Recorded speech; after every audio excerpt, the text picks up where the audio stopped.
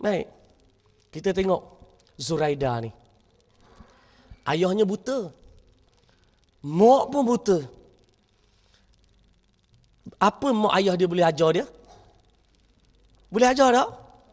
Tak boleh. Mak boleh ajar tak? Boleh. Ayah boleh ajar? Tak boleh. Walaupun ayah tak mampu nak mengajar, mak tak mampu nak mengajar, Zuraida tetap masuk universiti dapat ijazah. Kita baru matematik, sains, bahasa Inggeris. Jadi mak tak boleh nak ajar lah sebab bahasa Inggeris. Sebab masa ayah dulu, ayah baca sifir pun 2 kali 2, 4. Sekarang dah, dia tukar dah. 2 dah kali 2 dah. Multiply. Divide, kata dia. Plus, minus. Mak pun kata apa, plus apa, 100 plus ke apa, kata dia. Mak pun pening, mak tak kerti. Mak tak boleh nak ajar, ayah tak boleh nak ajar. Baru mak ayah tak boleh ajar matematik, sains, tu pun kita bagi alasan. Macam mana cikgu saya nak dapat semua A? Mak saya tak boleh ajar saya, ayah saya tak boleh ajar saya. Ni mak ayah boleh ajar ni? Jangan cari alasan lagi. Okey. Kenal tak siapa ni? Siapa ni? Yelah, tahulah Datuk Nicole and David. Tapi siapa dia ni? Ratu tenis, betul? Oh, squash. Oh, orang Terengganu tahu tak squash ni Tahu Oh, ingat ke tak tahu? Saya tahulah orang Terengganu ni jadi bandar. Okey. Memang squash. Kat Terengganu kat mana gelanggang squash? Oh ya, tempat orang utuh tu lah. Betul? Situ ada gelanggang squash pun. Dah utuh pula. Lepas tu nak main squash kat mana? Ada lagi? Komplek Belia ada lagi? Oh, ada, okey. Lain pada tu? Ada juga? Oh, ini muka kaki-kaki squash belaka ni. Hebat. Okey, cerita squash ni, Nicole and David cerita dia, saya bawa cerita ni sejak 10 tahun yang lepas saya bawa dah cerita dia. Sebelum dia dapat datuk, sebelum dia jadi Ratu Squash Negara, sebelum dia jadi Ratu Squash Dunia, saya baca cerita dia masa dia sekolah rendah tu, saya terus ambil cerita dia, saya jadikan bahan motivasi sejak 10 tahun yang lepas. 10-15 tahun lepas saya dah ambil dah cerita dia. Baik. Cerita dia, kita tahu dia ni Ratu Squash Negara, betul. Kita tahu dia ni Ratu Squash Dunia, ya. Dia menang banyak pingat untuk negara, ya. Dia dapat anugerah Datuk, ya. Tapi berapa orang yang tahu dia masa dia UPSR dia dapat straight A, masa dia PMR dia dapat straight A, masa dia SPM dia dapat 7A. Ini dia, Nicole and David. Dia ni masa sekolah, setiap kali balik aja sekolah terus kelek beg pergi ke gelanggang squash. Berlatih 5 jam sehari. 5 jam sehari. Bila dia rasa penat sikit, coach dia kata, lagi, again. Latih 5 jam sehari. Ni, kadang-kala kena ambil cuti. Minta permohonan cuti dari pihak sekolah, pihak jabatan. Sebab nak wakil negara. Lawan di peringkat luar negara. Pada usia dia 15 tahun, dia jadi juara remaja squash dunia. Itu cerita Nicole and David. Baik. Berlatih 6 jam sehari ni penat tak? Penat tak? Penat. Lepas pada tu kena tinggal kelas pula, pergi luar negara seminggu 2 minggu. Susah tak? Susah. Tapi macam mana dia boleh belajar dan berjaya? Macam mana? Sebab dia tahu apa yang dia mahu. Ingat ayat saya mula-mula tadi. Kalau kita tanya Nicole and David, Nicole, mu nak apa dalam hidupmu? Dia akan jawab 2. Saya nak jadi juara squash dunia dan saya nak hebat dalam pelajaran saya. Dia tahu 2 benda ni dia nak. Maka dia fokus kepada 2 benda ni. Dia tak ada masa depan TV. Kalau tanya dia, Nicole, malam ni pukul 8 cerita apa? Tak tahu. Kita susunan rancangan, intisari rancangan. Tu dia dalam kepala. Kadang-kala mak kita lupa. Kita tulis, mak cerita Indonesia nak main dah kejap lagi. Oh, tu dia, tolong ingat ke mak. Ni kita. Dia tak ada masa depan TV. Dia tak ada masa depan internet. Dia tak ada masa sembang-sembang. Dia tak ada masa ber-SMS, jawab balas SMS, tak ada masa. Dia tak ada masa nak pergi tengok wayang.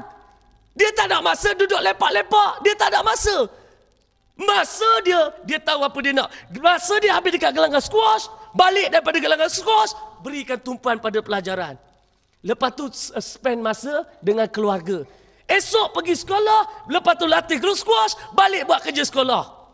Begitulah hari-hari. Dia tak pernah kata, dak jemu ke? Tak ada. Dak penat ke? Tak ada.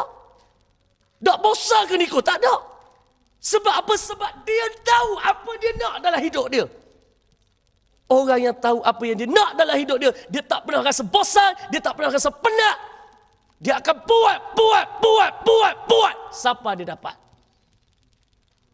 Itu Nicole and David. Kita kena belajar lebih sikit, penat. Mak paksa lebih sikit, penat. Mak suruh tutup TV tu, siap marah mak. Mak ni TV terus sedap ni, sikit. Oh. Dia punya sikit lagi 1 jam lagi. Ni, tengok Nicole. Baik. Sekarang ni, menteri baru kata apa? Tak boleh ambil lebih daripada 10 mata pelajaran, betul? Lepas tu ada wartawan telefon saya. Wartawan berita harian. Saya rasa artikel tu dah keluar dah, saya pun tak sempat tengok. Lepas menteri buat statement, wartawan telefon a day after that. Dia kata, doktor, kita nak minta pandangan doktor tentang apabila timbalan Perdana Menteri mengatakan, Menteri Pendidikan kita kata supaya mata pelajaran itu dihadkan hanya kepada 10 mata pelajaran. Apa pandangan doktor? Saya kata apa? Saya setuju. Saya kata saya setuju. Memang saya tak apa setuju yang ambil 15-16 mata pelajaran. Tak setuju saya. Menyusahkan anak-anak kita. Anak saya perempuan, SPM tahun ni. Tingkatan 4 dia datang jumpa saya. Dia kata, Daddy, kata dia. Dia panggil saya Daddy. Oh. Dah dia lahir dekat Australia. Betul. Surat beranak Australia. Dia lahir waktu saya buat PhD. Jadi orang Mak Saleh semua panggil Daddy. Kita pun mana boleh jatuh kelas kita Daddy juga. Walaupun kulit coklat. Daddy semacam juga. Okey. Dia kata, Daddy. Dia kata, nak ambil berapa mata pelajaran ni, kata dia. Tahun lepas dia tanya saya, masa dia tingkat tampak. Tahu saya tanya apa? Okey, berapa mata pelajaran paling kurang boleh ambil? Dia kata 9. Okey, ambil 9. Dia tengok saya. 9 je? Ya, dah cukup. 9 dah berapa banyak-banyak? 9 je? 9 dah tadi kata paling sikit. Ke boleh sikit lagi? Dah boleh paling 9? 9. Betul-betul dia ambil 9 mata pelajaran.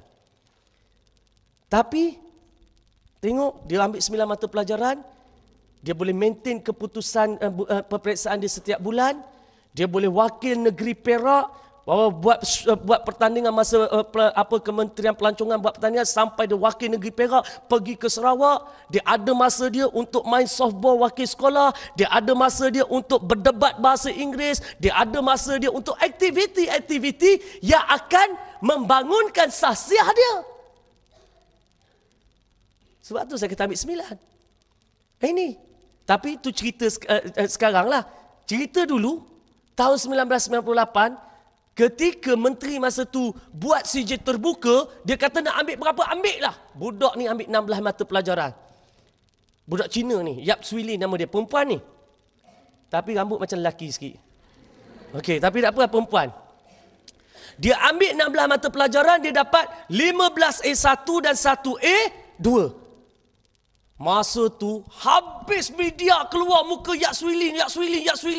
Kita tengok TV 1, muka Yap Swee Lin. Tukar TV 3, Yap Swee Lin juga. Tukar TV 2, tak ada muka lain dah kata. Seminggu tu habis cerita Yap Swee Lin je. Buka surat khabar Yap Swee Lin. Buka Metro Yap Swee Lin. Allah, habis berat macam ni kata. Tapi cerita dia je. Hebat dia ni. Hebat tak? Hebat. Sebab tak pernah orang ambil sampai 16 mata pelajaran. Dia ambil dapat 15 A1, 1 A2. Orang kata apa kat saya? Dia kata dia boleh budak ni Cina. Orang Cina pandai-pandai kata dia. Orang Cina banyak pitih kata dia. Boleh pergi tuition hebat-hebat. Okey? Tahun 2004, marilah seorang. Dia telefon saya, doktor, saya ni Mak Amalina. Amalina mana saya kata?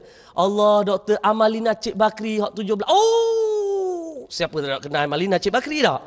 Kita pun kata, oh mana Amalina, apa cerita lah ni? Dia ada dekat UK tu.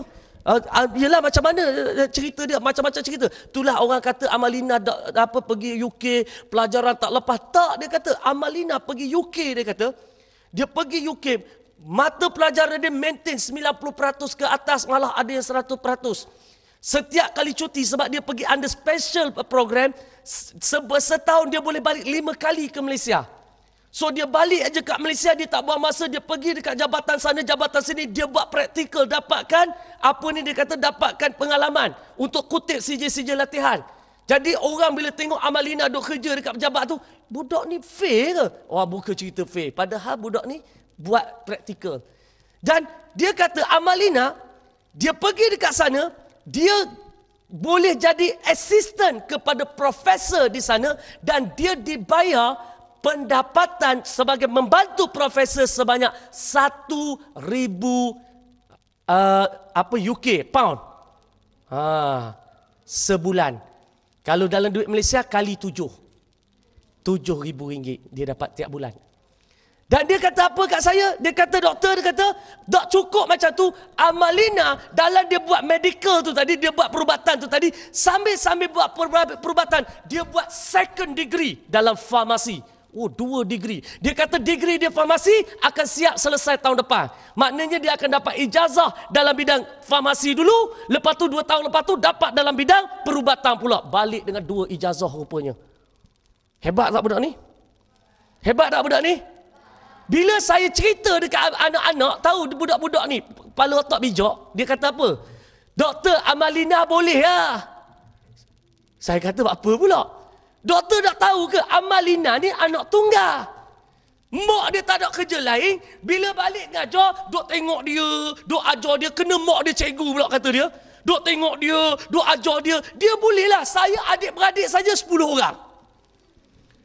Baru mak nak tengok kita, hak sana kuat. Baru tengok sana pula, hak sini kuat, kata dia.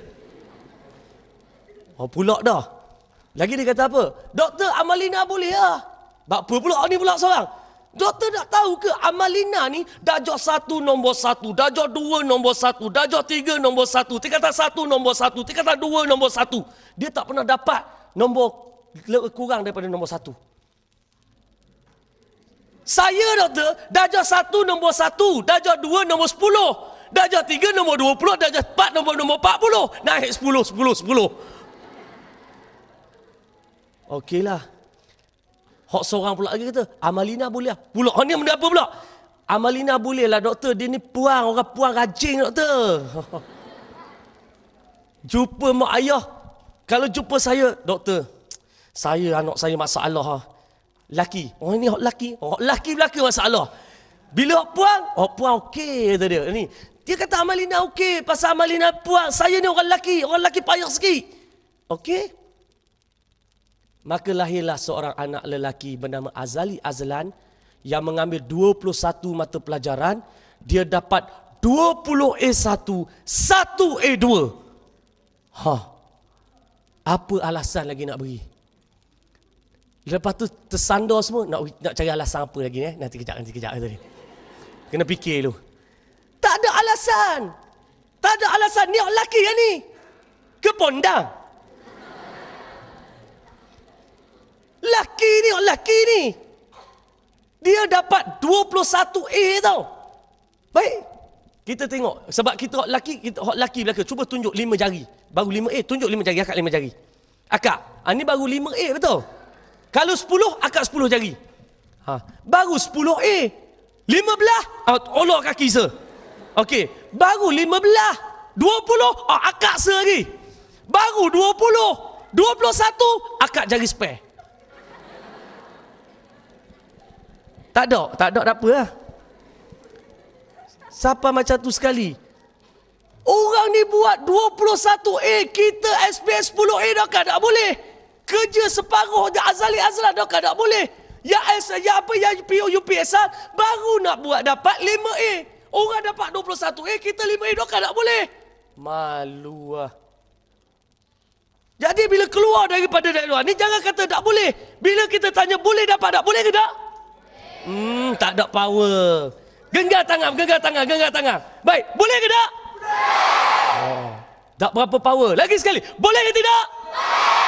Oh, ada sikit.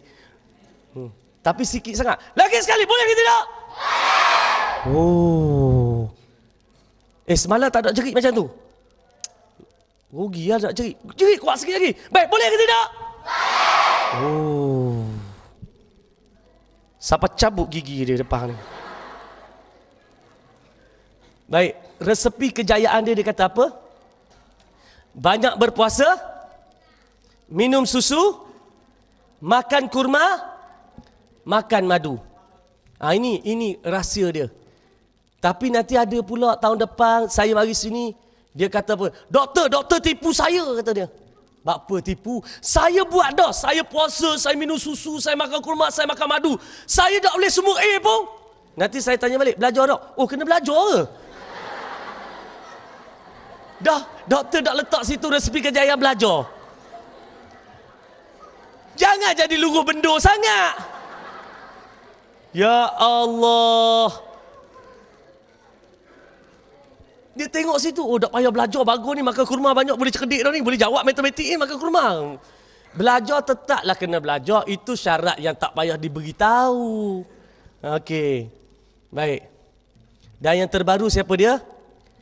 Nik Nur Madihah. Baik, melihat keadaan Madihah ni, tengok rumah dia, saya teringat rumah saya dekat kampung Seberang Takir. Macam ni lah gayanya, rumahnya, pondoknya, dengan atap robohnya, macam tu. Kemiskinan yang saya lalui sama macam keadaan ini. Lagi miskin sebab saya tidak ada ayah. Okey? Jadi, resepi dia kata banyak berusaha, cepat bertanya, tumpuan sepenuhnya dan tawakal kepada Allah. Baik. Yang membezakan semua orang itu dengan kita kerana orang ini, mereka ini sanggup lakukan apa sahaja. They do whatever it takes. Dia sanggup lakukan apa saja, do whatever it takes to succeed in life. Maknanya mereka ni, mereka akan lakukan apa sahaja. Kalau kata terpaksa jawab 10,000 soalan, dia jawab tak? Jawab. Kalau terpaksa berusaha sampai 5-6 jam, dia buat tak? Buat. Kalau terpaksa berjaga tengah malam, dia buat tak? Buat. Kalau terpaksa kena buat banyak latihan, dia buat tak? Buat. Kalau terpaksa duduk di sekolah kerana nak siapkan kerja, dia buat tak? Ini orang yang berjaya. Jadi kita duduk dalam program 2 hari, ilmu dapat, teknik dapat, semua dapat. Balik ni, kita praktikkan, kita amalkan, kita gunakan. Dan saya tak nampak ada orang yang akan gagal, sebab kegagalan dan kejayaan terletak dalam fikiran kita. Okey? Kejayaan dan kegagalan terletak dalam mana? Fikiran kita. Baik. Bila kita nak berjaya sebagai seorang insan kamil, kita kena seimbangkan antara akal, emosi dan juga rohani. Maksudnya di sini, bila kita nak seimbangkan akal kita ni dalam kita belajar, dalam masa yang sama kita kena seimbangkan dari segi agama kita. Solat kita jaga, dari segi emosi kita. Kita jangan mudah melenting, jangan mudah nak marah orang, jangan mudah nak kecil hati, jangan mudah nak merajuk. Okey, kita kena seimbangkan. Sebab kalau kita tak seimbang, maka kita akan jadilah seperti kes Sufyah Yusof. Siapa dia Sufyah Yusof? Seorang yang genius dalam bidang matematik. Sufyah Yusof ni, she was a genius. Okay, dia seorang yang genius, dia seorang yang masuk ke Oxford University pada usia dia 13 tahun. Masuk Oxford University dan dijangkakan akan buat PhD. Masa dia masuk di Oxford University, ya, nama dia di Oxford University ni, apabila setiap kali peperiksaan, dia ada satu papan kenyataan. Di papan kenyataan itu akan ditulis siapakah pelajar yang pertama, siapa pelajar yang kedua, siapa pelajar yang ketiga. Dan Sufyah Yusof, dia sentiasa duduk ranking yang pertama, tak pernah jatuh. Orang Yahudi pun geram, orang Kristian pun geram, musuh Islam semua geram. Ini dia Sufyah Yusof. Dia sentiasa duduk di ranking yang pertama. Tetapi kerana dia tak seimbang emosinya, ayah dia seorang yang garang, seorang yang terlalu menekan, seorang yang terlalu mengawal, dia akhirnya menjadi pelacur dengan bayaran 130 pound sejam. Jadi pelacur. Seorang genius jadi pelacur, seorang Islam. Sayang. Jadi sebab tu, bila kita tak seimbang, jadi macam tu. Sebab tu bila kita belajar, ingat, dalam kita belajar, untuk apa kita belajar? Untuk mengenal Tuhan. Bila nak mengenal Tuhan, kita kena cari keberkatan dalam belajar kita. Okey? Ni gambar lama saya. Tak tahu mamak mana, macam Bangla mana. Saya tunjuk ke bini saya gambar ni, dia kata, kalau masa ni lah saya ngorak dia taubat, aku dah ikut, kata dia. Betul hitam macam keling. Saya tengok gambar saya hok ni, saya tengok rasa, oh, guana hok jadi hok dari macam atas petah ni, pelik. Tapi itulah dia. Daripada seorang anak yang miskin. Sebab saya datang Terengganu, saya bawa gambar ni. Kalau saya pergi tempat lain, saya tak tunjuk, malu. Mari balik Terengganu, tunjuk gambar lama ni. Betul. Ni saya ni, masa ni saya dah berapa ni? Dah 4 masa ni. Dah 4. Ya. Kerja, asyik mandi lauk. Tu dia. Okey. Tapi saya berterima kasih kepada mak saya. Baik. Mak saya, tiap-tiap pagi, bila saya buat motivasi sekarang ni, saya faham kenapa perlunya apa yang dikatakan saranan diri positif. Kenapa perlunya yang dikatakan affirmation. Sebab apa? Masa saya kecil, mak saya dah ada satu affirmation, satu saranan. Dia tulis dekat dinding, dia pakai kapur putih, tulis kat dinding ni, dia tulis apa? Hari sekolah tak boleh tengok TV. Tidak pergi mengaji, tak belajar, kena rotang. Bila bangun je pagi, beratur 4 beradik ni, baca, kata dia. Macam askar. Diri, saya kapten lah, saya abang sekali tak. Baca, hari sekolah tak boleh tengok TV, tak pergi ngaji, tak belajar, kena rotang. Nak tidur baca, bangun tidur baca, nak tidur baca, kena ikrar baca benda tu, baca. Kadang-kadang kita cuba test sekali, ya ke? Jadi, tak pergi yang ngaji sehari. Tak pergi ngaji sehari, dia betul-betul. Dia panggil Asmadi, mari sini. Mu mari sini, kata dia. Kita pun, apa benda pula ni? Mu pergi tak ngaji hari ni? Dia tanya, pergi ya jawab. Tak kata tak pergi. Mu pergi ngaji tak hari ni? Pergi. Mu kabur sungguh ni. Mu pergi ngaji tak hari ni? Pergi. Baik, mu pergi ngaji, mari aku bawa mu jumpa Tuan Haji Muda. Tak pergi. Oh, tak pergi. Baik, mu tak pergi ya. Dia naik atas, dia buat turun 3 rotang. Rotang hok paling bapak sekali. Rotang sederhana, rotang kecil sekali, halus sekali. Dia kata mu pilih, mu nak hok mana se, mu pilih hok mu. Mu pilih hok mana se mu nak. Tu mak saya, ni mak saya. Kita pun pucak lesi, hok kecil. Kita tak reti, rupanya hok kecil paling halus sekali, hok paling sedap sekali kena. Dia ambil mari sini, pia mo, tamu domo, pia toba mo dawak domo, pia mundak lagi, do mo. Okey. Mari sini naik atas, baca. Hari sekolah tak boleh tengok TV, tak pergi ngaji, tak kena rotang. Because of that, disebabkan itulah lahirnya Dr. Teuku Asmadi hari ini. Yes. Walaupun mak saya turun awal pagi, balik kadang-kala pukul 10 malam mencari sesuap nasi, saya tetap pergi mengaji Al-Quran. Saya tetap siap kerja sekolah. Saya tetap pergi ke sekolah. Saya tetap pergi walau apa keadaan sekalipun. Sebab saya mempunyai seorang ibu yang cemerlang.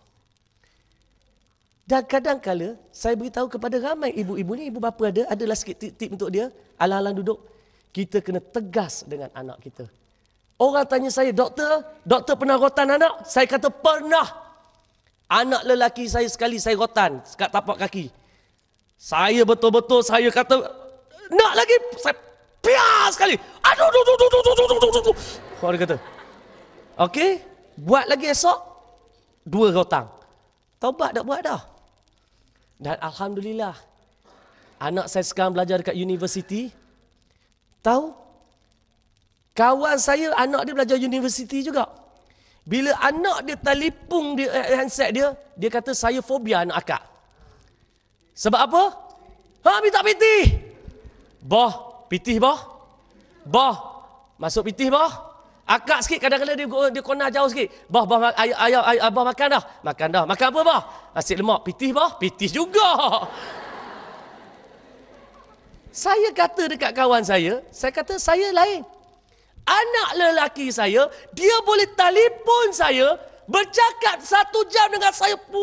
Oh, tadi dia kata dia pergi sini, buat situ, lepas tu ada projek itu, ada projek sampai kita, Wan, dah habis dah. Sebab apa? Dia ada kerja ke? Ada kerja. Ada apa lah dia kata, nanti esok Safa telefon. Okey. Sampai kita penat dengar cerita dia. Tak ada pun kata, PT Big Daddy? Tak ada. Kita kadang-kadang tanya, PT ada tak? Ada, kata dia. Tengok. Dia jadi kawan kepada kita kerana kita dihargai. Jadi sebab tu kita dengan mak ayah kita, kalau mak rotang kita sikit, marah kita sikit, kita kata okey. Jadi balik nanti jumpa mak, jumpa ayah, mana mak ayah, ayah, mak, rotanlah saya.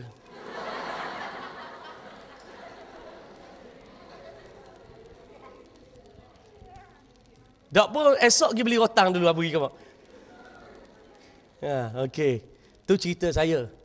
Sebenarnya ketegasan ibu kita ni, mak ayah kita ni penting. Jadi kita patut berterima kasih. Mak ayah kita masuk kita dalam motivasi hari ni, patut terima kasih. Bukan senang ni, ada orang bayar berapa ringgit, ada bayar berapa, ada bayar 100 lebih, ada bayar 200 lebih, ada bayar sampai 300 lebih, betul? Nak boleh PT RM1 bukan senang. Nak boleh PT 100 bukan senang. Itu yang 100-200 ringgit yang mak keluarkan duit untuk bayar kepada kita di sini. Yang mak ni, ayah ni keluarkan duit nak besarkan kita. Ingat senang ni kita tengok ada sebagai ibu-ibu yang ada dalam dewan ni. Kita tanya ibu-ibu yang ada, nak melahirkan anak ke muka bumi Allah ni senang ke? Tanya. Saya ada 7 anak, 7 anak lahir depan mata saya. Ni saya nak beritahu. 7 anak lahir depan mata saya. 7 saya tengok. Ketika saya tengok seorang isteri, seorang ibu melahirkan seorang anak, dengan sakit dia, dengan susah dia, saya masa tu saya menangis. Saya kata, ya Allah, ya Tuhanku, ya Allah, ya Tuhanku, kalaulah dapat aku kongsikan kesakitan ini, ya Allah. Tengok. Saya teringat anak sulung saya. Anak sulung saya. Anak sulung yang paling susah nak lahir.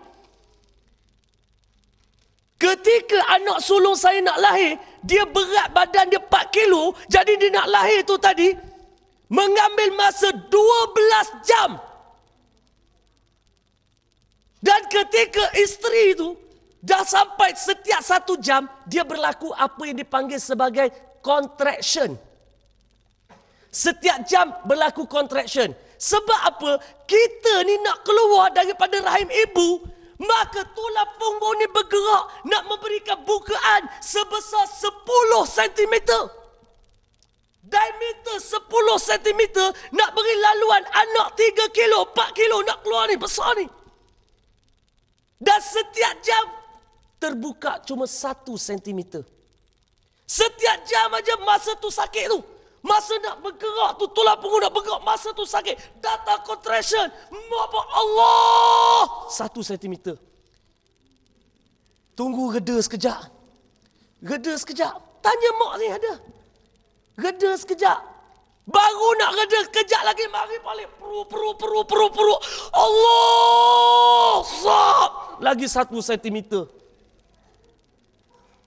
Tunggu kejap lagi, mari pula peru. Allah! 1 cm.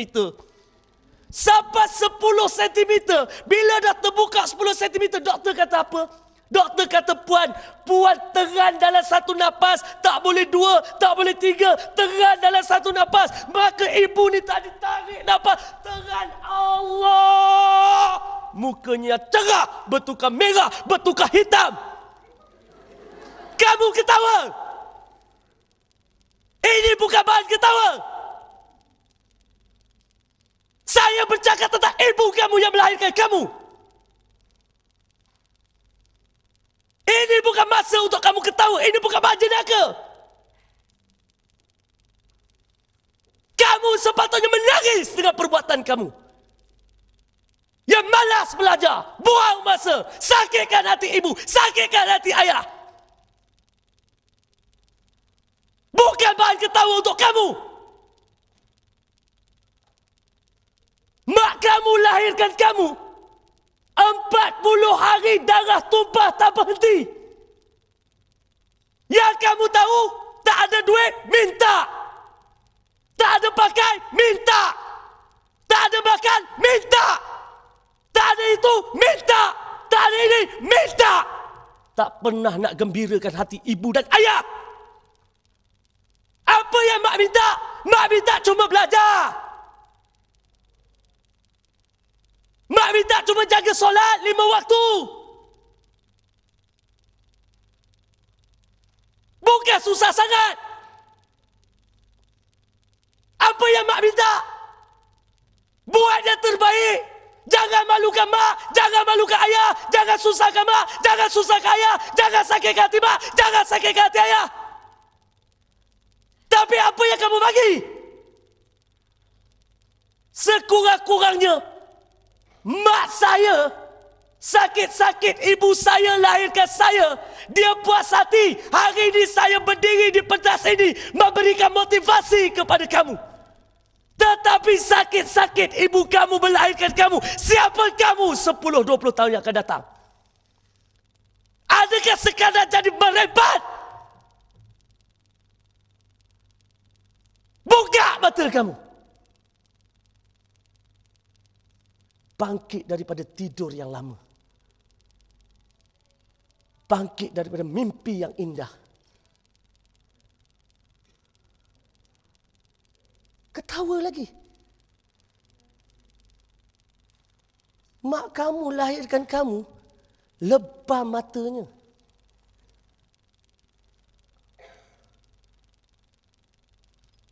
Pucat wajahnya.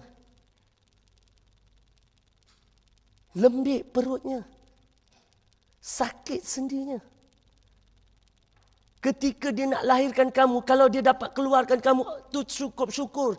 Kebanyakan tak dapat keluar, doktor ambil gunting yang paling tajam, diguntingnya mak kamu hidup-hidup. Dijahitkan mak kamu balik hidup-hidup.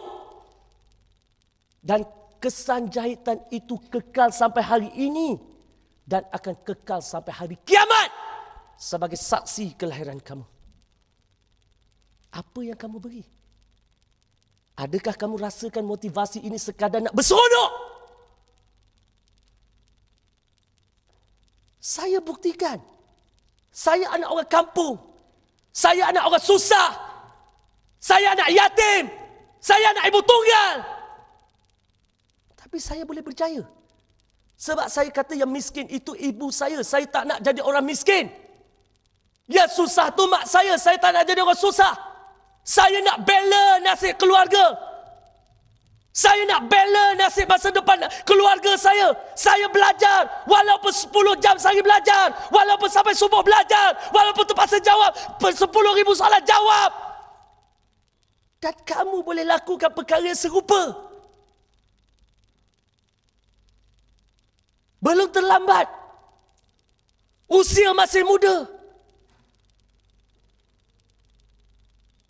Kalau saya jadi kamu, nampak mak dan ayah ni, lah habis program pergi peluk mak, peluk ayah, cium tangan mak, cium tangan ayah. Syukur ada mak dan ayah yang masih ambil berat pada kita. Bayangkan ada orang campak anak dalam longkang, campak anak dalam tong sampah, campak anak dalam semak. Sekurang-kurangnya mak dan ayah kamu campak kamu dalam dewan ini untuk diberikan motivasi dan kesedaran.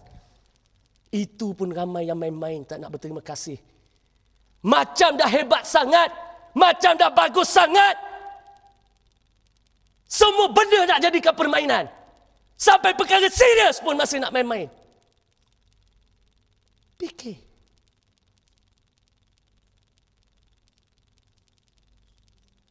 Jadi kenapa tidak?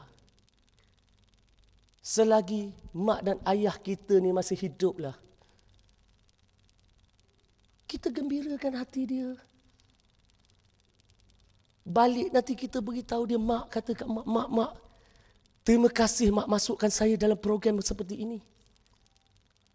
Terima kasih mak. Saya akan buktikan pada mak siapa saya, anak mak yang seorang ni, siapa saya. Lepas pada ni saya akan gembirakan hati mak. Saya tak nak susahkan hati mak lagi.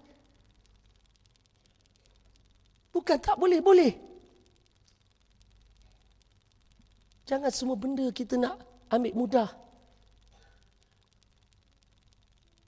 Bukan ada 2, bukan ada 3 mak ayah kita. Bukan boleh cari kat kedai spare part ke apa. Jadi bila kita datang motivasi macam ni, dah dapat ilmu, dapat manfaat, balik nanti, ilmu semua tak ada gunanya kalau kita balik setakat seronok-seronok. Kita balik setakat suka-suka, tak ada guna ilmu tu semua.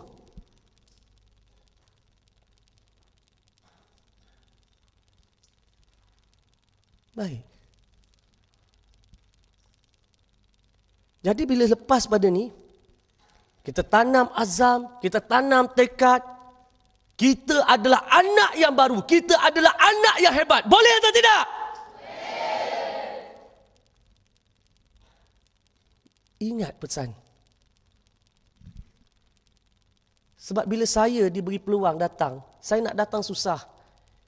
Saya nak bagi tip-tip kejayaan, saya boleh bagi beratus tip kejayaan, saya boleh bagi. Tapi apa artinya tip kalau kamu balik, kamu tak dapat apa pun, kamu tak bergerak pun nak buat sesuatu. Kamu masih seperti semalam datang, macam tu juga balik, datang huha-huha-huha, balik pun huha-huha-huha. Apa dapat? Mungkinlah kita boleh ketawa hari ni. Dan mungkin juga kalau kita gagal dalam peperiksaan hari ni, kita tak kecewa mana. Betul. Tetapi, apabila satu hari, kita ni, 10-20 tahun yang akan datang, tengok kawan-kawan kita berjaya, tengok jiran-jiran kita berjaya, tengok sepupu-sepupu berjaya, tengok saudara-saudara berjaya. Masa tu baru nak menyesal, masa tu dah tak guna.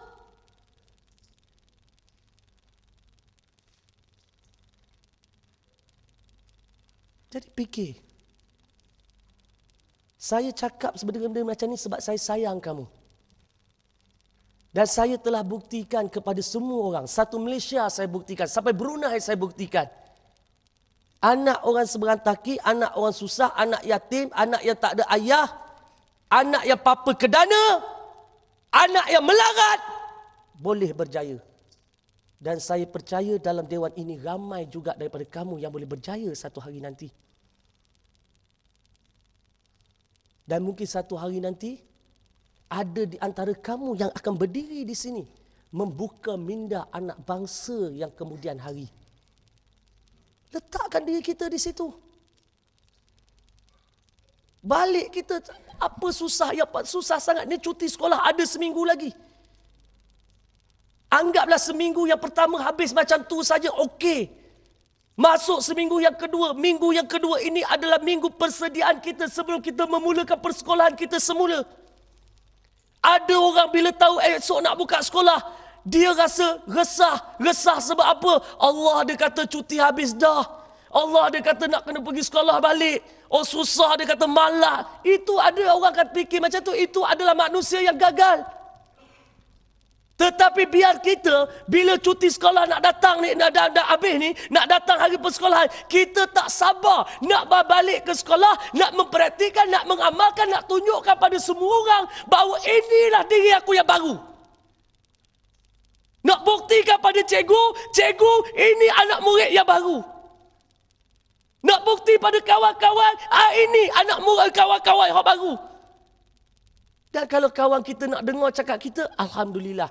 Kalau kawan kita sindir kita, kawan kita tak nak ikut cakap kita, kawan kita nak pengaruh kita kepada benda yang tak baik, tinggalkan. Masa saya duduk di kampung masa ni, ada kawan saya isak dadah ada dah. Kawan yang jenis kaki motor ada dah, tapi tak ramai lah, sikit-sikit. Masa tu sikit-sikit. Tapi saya tak ikut. Yang jenis merokok, dah ada dah. Tapi saya tak ikut lah. Kita kena jadi orang yang positif, kita fikir. Jangan nak sedar aja. Jadi kita buat sesuatu, kita puaskan hati mak kita, ayah kita dengan pencapaian kita, dengan perubahan kita. Sekurang-kurangnya, mak habis berapa ratus ni, 2 hari nak mari sini, balik-balik kita tunjuk pada mak, pada ayah, ni mak, ni ayah, ini anak mak baru. Boleh ke tidak? Boleh ke tidak? Boleh ke tidak? Boleh ke tidak? Boleh atau tidak? Boleh atau tidak? Boleh atau tidak? Boleh atau tidak? Boleh atau tidak? Buka fikiran kita, buka minda kita. Jadi bila saya bercakap tadi, saya bercakap sebab saya sayang kepada kamu semua. Usia kamu umpama usia anak-anak saya. Malah yang paling besar sekali pun umpama anak bagi saya. Usia anak saya aja belaka ada dalam dewan ni. Dan bila saya pesan, kena pula yang saya bercakap ni dengan anak-anak negeri kelahiran saya. 16 tahun saya bercakap satu Malaysia. Pelajar-pelajar saya ada lebih daripada 70,000 pelajar sejak 16 tahun yang lepas buat motivasi. Saya dah di luar sana, pelajar-pelajar saya hak berjaya dah ramai. Ada hak sekarang ni jadi pensyarah dekat Universiti Darul Imam pun ada pensyarah tu bekas pelajar saya. Nak khabar. Tapi saya tidak berpeluang nak balik ke Terengganu, nak didik anak-anak negeri Terengganu, tempat tumpah darah saya tak berpeluang. Bila saya berpeluang macam ni, bila saya bercakap dari hati kepada kamu. Supaya kita sedar bahawa kita boleh percaya. Jangan main-main. Buat yang terbaik. Biarlah kita korban sedikit hari ini. Sebab sebenarnya kerjayaan itu memerlukan pengorbanan. Biar orang lain nampak seronok. Tetapi kita tangguhkan keseronokan itu sebab kita nak berseronok pada masa hadapan. Kalau kita tingkatan 5, tinggal berapa bulan sangat lagi. Kita manfaatkan beberapa bulan yang ada ini. Habis SPM nak seronok-seronoklah. Kita PMR. Berapa bulan sangat lagi. Habis PMR, okey seronoklah. Kita buat yang terbaik dalam sisa-sisa masa yang ada. Sebab saya percaya segala teknik, segala kaedah, segala strategi tidak akan bermakna kalau kamu tidak bergerak hati kamu nak melakukan yang terbaik. Jadi bila balik daripada motivasi ini, dapat input-input daripada saya, balik buat yang terbaik. Biar kita korban sungguh-sungguh, buat sungguh-sungguh. Tunjuk pada semua orang, kita boleh. Boleh ke tidak ni? Boleh atau tidak? Boleh atau tidak? Boleh atau tidak? InsyaAllah. Jadi saya doakan semua yang ada. Ruang masa saya pun tak banyak dah. Dah bukan tak banyak macam mana maknanya. Lepas ni ada program yang saudara Osman Affan masuk pula. Tapi ketika dalam kapal terbang sepanjang perjalanan, otak saya penat fikir. Aku ada 2 jam. Program 2 hari, aku ada 2 jam. Apa yang aku nak buat dengan anak-anak negeri Terengganu aku supaya 2 jam ini mereka dapat sentuhan yang terbaik daripada aku. Kalau tidak ambil slide demi slide demi slide demi slide boleh tunjuk sampai berpuluh-puluh pun. Tapi kalau tidak terkesan di hati, tidak ada maknanya motivasi hari ini. Jadi insya-Allah kita balik ni kita jadi orang yang baru. Boleh ke tidak? Boleh. Kita jadi orang yang hebat. Boleh atau tidak? Boleh. Kita tunjukkan kepada semua orang kita sebenarnya sebagai seorang Islam sememangnya hebat. Boleh atau tidak? Boleh. Jadi insya-Allah kalau ada salah dan silap kata-kata salah silap saya, jangan simpan di hati, sebab bukan niat saya untuk mengkuris perasaan sesiapa. Tetapi apabila saya bercakap ikhlas daripada hati, saya nak lihat satu hari nanti anak-anak yang ada di depan saya ini menjadi manusia yang berjaya. Saya doakan setiap daripada kamu mencapai setiap hasrat di hati. Jadi saya tidak mahu mengambil masa program ini. Saya secukuplah dengan 2 jam sentuhan yang saya berikan. Sekian, wabillahi taufiq wa hidayah. Wassalamualaikum warahmatullahi taala wabarakatuh.